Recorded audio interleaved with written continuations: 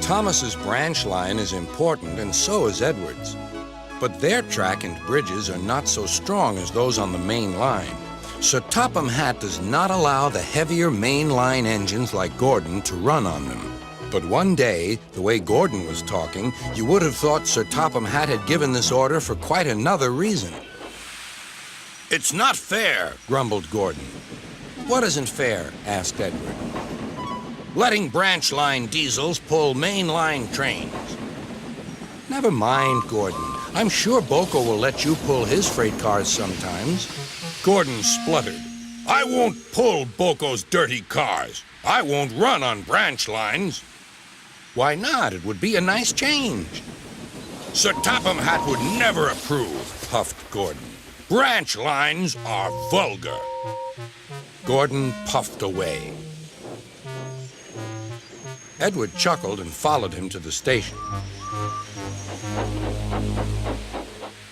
Every evening, the two engines pull two fast trains from the station. Gordon always leaves first with an express for the main line. Edward follows 5 minutes later with his train for the branch line.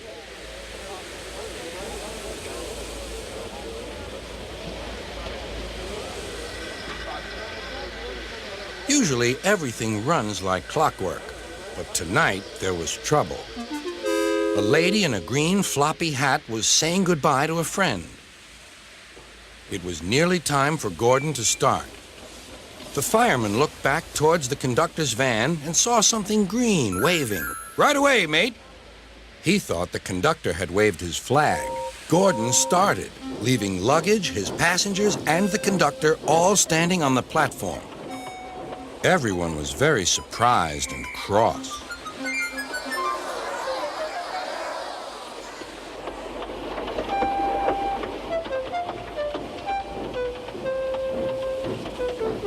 To make matters worse, by the time Gordon had been stopped and brought back, Edward was already late with his train.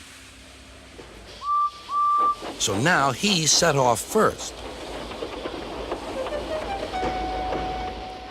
But the signalman at the junction wasn't told about the change. By mistake, he sent Edward along the main line.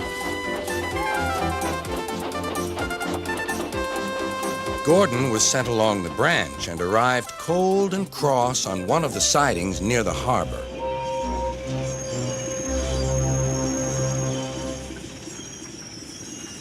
Next morning, Bill and Ben peeped into the yard. There were no cars for them, but they didn't mind that. Teasing Gordon would be much better fun. "What's that?" asked Bill. "Shh," whispered Ben. "It's Gordon. It looks like Gordon, but it can't be. Gordon never comes on the branch lines. He thinks them vulgar." Gordon pretended he hadn't heard them. "If it isn't Gordon," said Ben, "it's just a pile of old iron, which we'd better take to the scrapyard." "No, Bill, this lot's useless for scrap. We'll take it to the harbor and dump it in the sea."